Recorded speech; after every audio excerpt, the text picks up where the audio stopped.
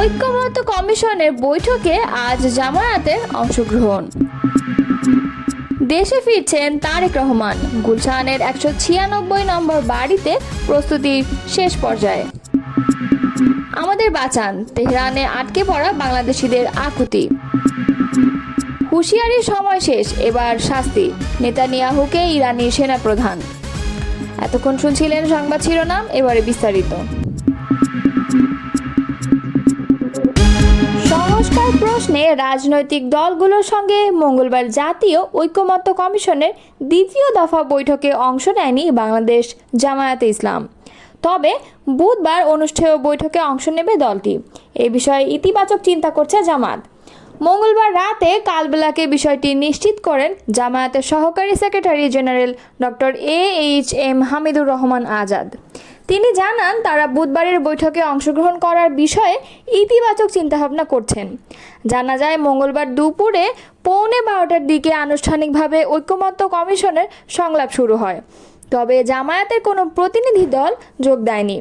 এই বিষয়ে দলটির নায়েবে আমির ডক্টর সৈয়দ আবদুল্লাহ মোহাম্মদ তাহেরের কাছে জানতে চাইলে তিনি বলেন, আমরা অংশ নিচ্ছি না। এর বেশি কিছু তিনি বলতে চাননি।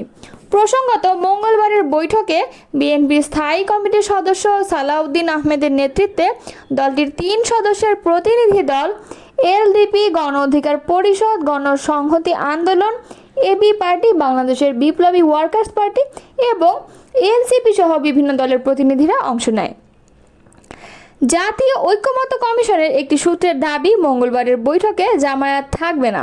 বিষয়টি দলের পক্ষ থেকে জানানো হয়েছে।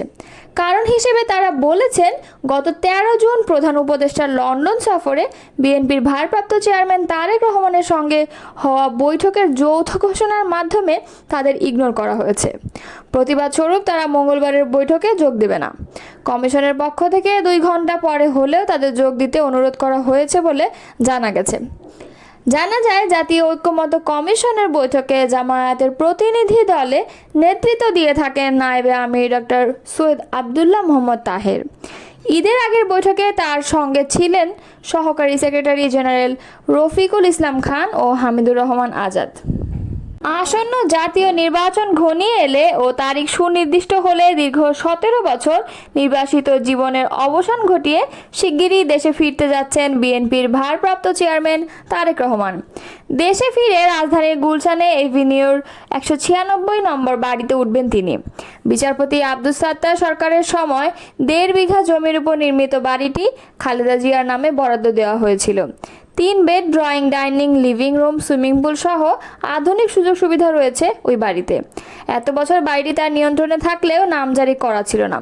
অন্তর্বর্তীকালীন সরকার গত 4 জুন বাড়িটির নামজারির কাগজ খালেদা জিয়ার হাতে তুলে দেন। আগে মাল্টিন্যাশনাল কোম্পানি ব্রিটিশ আমেরিকান টোব্যাকোর সিইও এই বাড়িতে ভাড়া থাকতেন। 6 মাস আগে তিনি বাড়িটি ছেড়ে দেন। এরপরই তারেক রহমান থাকার উপযোগী করতে প্রয়োজনীয় সংস্কারের উদ্যোগ নেওয়া হয়।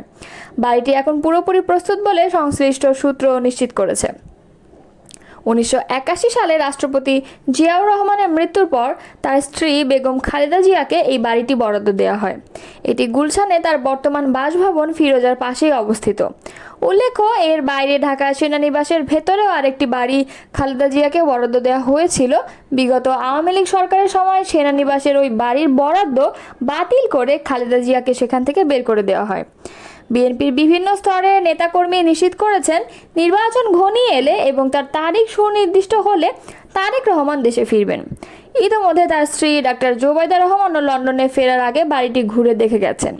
এছাড়া 1981 সালে তৎকালীন রাষ্ট্রপতি হুসাইন মোহাম্মদ এরশাদ সেনানিবাসে প্রায় 9 বিঘা জমির উপর নির্মিত আরেকটি বাড়ি খালেদা জিয়ার নামে বরাদ্দ দেন। 2009 সালে আওয়ামী লীগ সরকার ক্ষমতায় আসার পর খালেদা জিয়ার সেনানিবাসের বাড়ি থেকে চলে যাওয়ার জন্য প্রথম নোটিশ পরে আদালতের মাধ্যমে উচ্ছেদ করা হয়। 2010 সালে ডিসেম্বরে শহীদ মইনুল হোসেন রোডের বাড়ি থেকে উচ্ছেদের পর খালেদা জিয়া কিছুদিন ভাই শামীম ইস্কান্দারের বাড়িতে ছিলেন।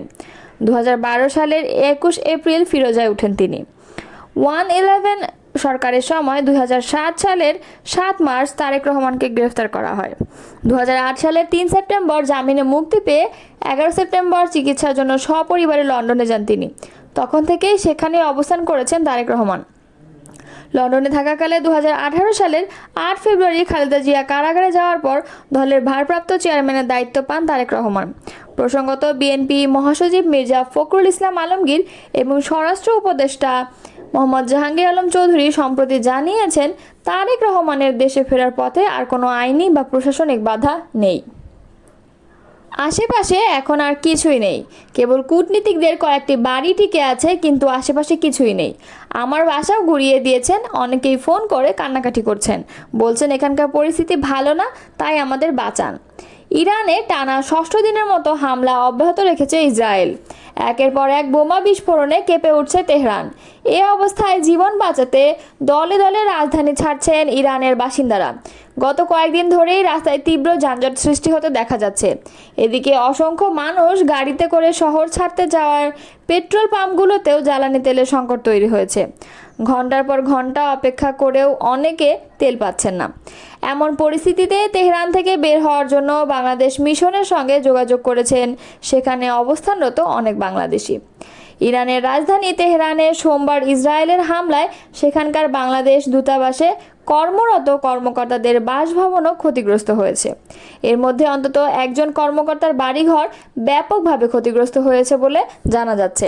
তবে হামলার সময় ওই কর্মকর্তা বাড়িতে না থাকায় প্রাণে বেঁচে গেছেন। তেহরানে বাংলাদেশ দূতাবাসের কর্মকর্তারা মূলত জর্ডান নামের একটি এলাকায় বসবাস করেন, যেটি পড়েছে তেহরানের 3 নম্বর জেলায়।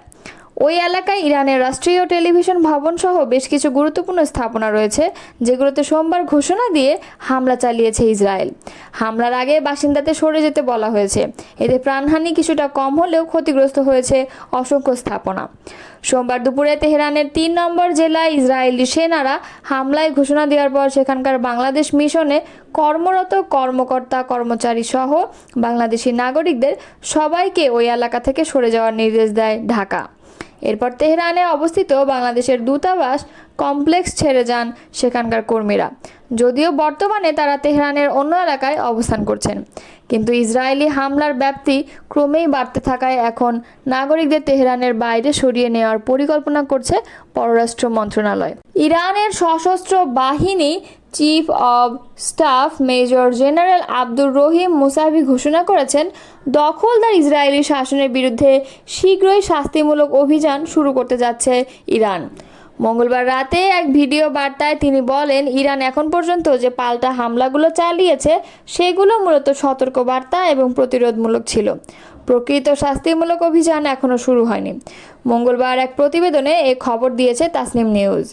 তিনি বলেন, যেসব সামরিক অভিযান আমরা এখন পর্যন্ত চালিয়েছি তা শুধুই হুঁশিয়ারি। ইসরায়েলি আগ্রাসনের প্রতিক্রিয়ায় এখন শাস্তির পালা আসছে। ভিডিও বার্তায় মুফতি ইসরায়েল অধিকৃত ফিলিস্তিনি ভূখণ্ডের অধিবাসীদের, বিশেষ করে তেল আবিব ও হাইফার বাসিন্দাদের উদ্দেশ্যে হুঁশিয়ারি দিয়ে বলেন, জীবন বাঁচাতে এসব এলাকা ত্যাগ করুন। বেনিয়ামিন নেতানিয়াহুর পশুত্বসুলভ আকাঙ্ক্ষার বলি হবেন না। তিনি আরও বলেন, ইরানি জাতি কখনো কোনো আগ্রাসনের সামনে মাথা নত করেনি, ইতিহাস তার সাক্ষী।